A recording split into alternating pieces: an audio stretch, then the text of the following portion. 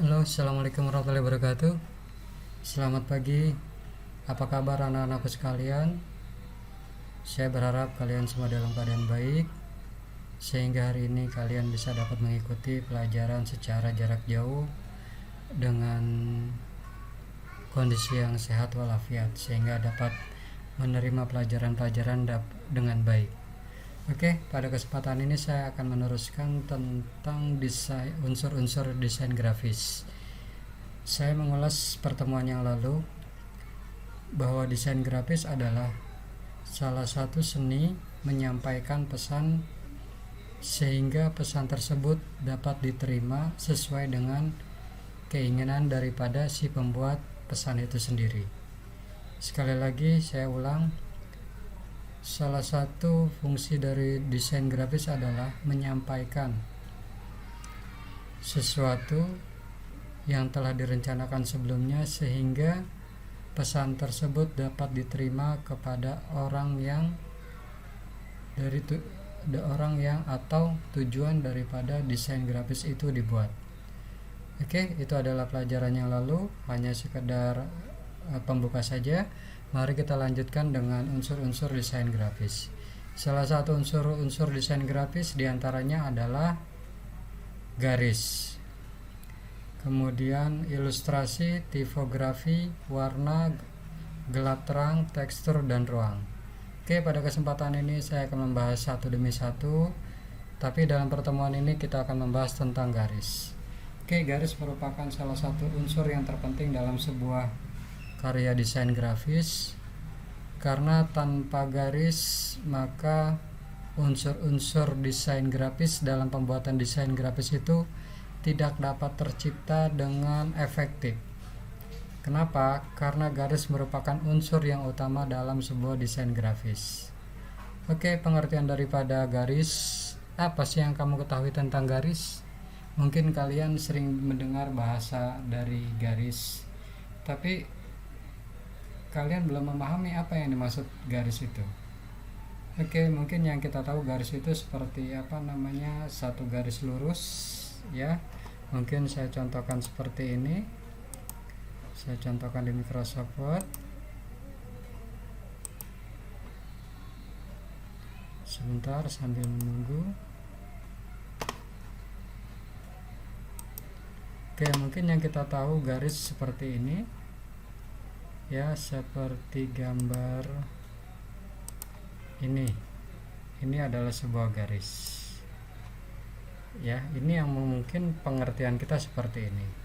Tapi sebenarnya dalam pengertian desain grafis itu, garis adalah kumpulan daripada titik-titik yang membentuk suatu garis seperti ini sehingga membentuk suatu bentuk. Dalam hal ini adalah garis seperti gambar seperti ini.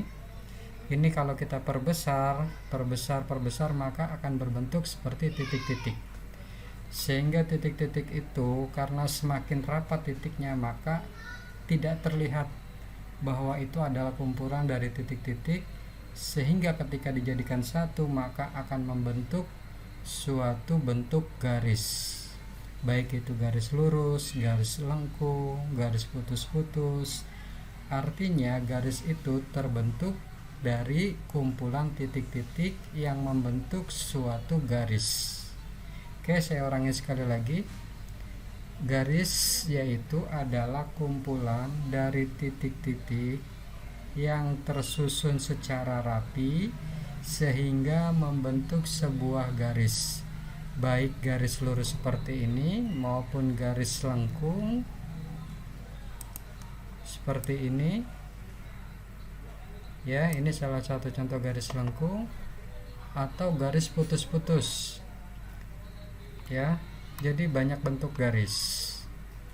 Nah, ini dari setiap bentuk garis ini mengandung sebuah makna dalam sebuah unsur desain grafis. Ya. Oke, salah satu contoh bentuk garis seperti apa? Oke, bentuk garis seperti ini. Ini disebut dengan garis lurus. Garis lurus di sini memiliki makna. Apa makna dari garis lurus tersebut? Mengandung makna adalah bahwa garis lurus yang kita gambarkan ini adalah mengandung pengertian adalah mengandung unsur ketenangan atau kestabilan. Kenapa? Karena garisnya lurus. Ya. Tapi bagaimana dengan unsur garis lengkung ini? Apakah memiliki makna? Dia memiliki makna juga. Apa maknanya dalam sebuah desain grafis garis lurus tersebut? Dia memiliki makna adalah dinamis. Jadi bisa naik dan bisa turun. Artinya ada perubahan-perubahan. Terus adakah bentuk lain? Ada bentuk lain, zigzag. Seperti misalkan ini saya contohkan seperti ini. Naik, turun. Ya. Ini bisa saja atau bisa seperti ini juga. Nah, ini salah satu contohnya ya. Ini garis ini. Dia berbentuk lemah lembut. Artinya mengandung arti lemah lembut, stabil.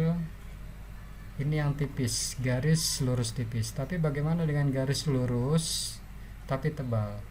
Ini mengandung pengertian adalah pasti dan yakin.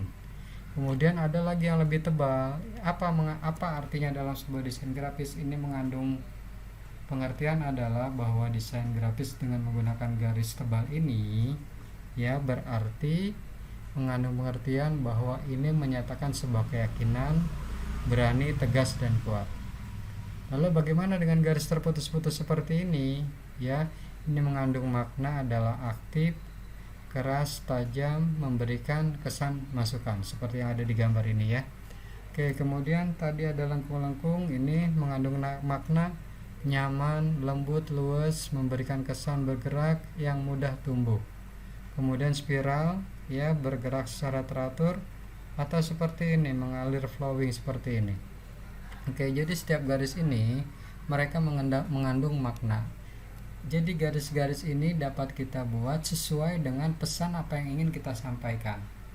Contohnya misalkan ketika kita membuat sebuah garis lurus dalam sebuah desain grafis, berarti kesan yang kita buat dengan garis lurus tipis seperti ini, berarti garis itu memberikan kesan bahwa kita menunjukkan bahwa desain grafis kita mengandung kelemah lembutan. Ya.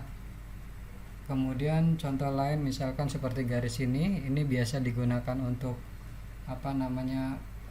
pernikahan ya.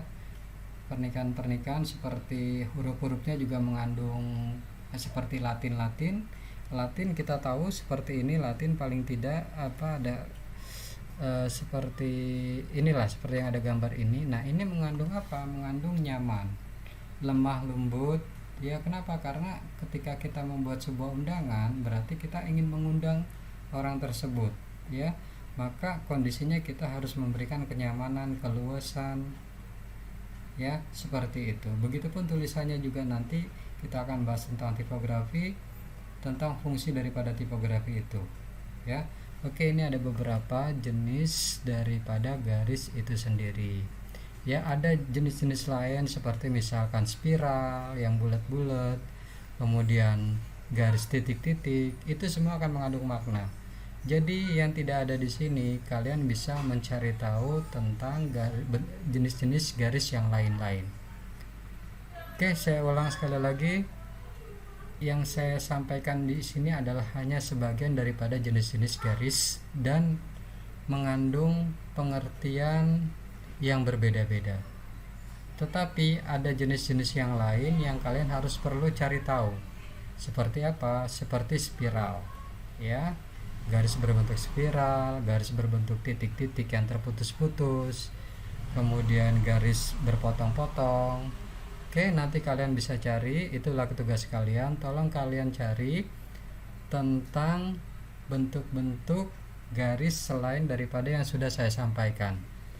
Ya, berikut dengan makna yang terkandung dari garis itu sendiri. Oke, dari saya mungkin pertemuan hari ini saya cukupkan. Insya Allah nanti akan saya teruskan. Saya berharap kalian dapat mengerjakan tugas dengan baik, ya, sehingga kalian tidak tertinggal oleh materi-materi yang sudah saya sampaikan. Oke, sekian dari saya. Mohon maaf apabila ada kata-kata yang salah. Semoga bermanfaat. Terima kasih. Assalamualaikum warahmatullahi wabarakatuh.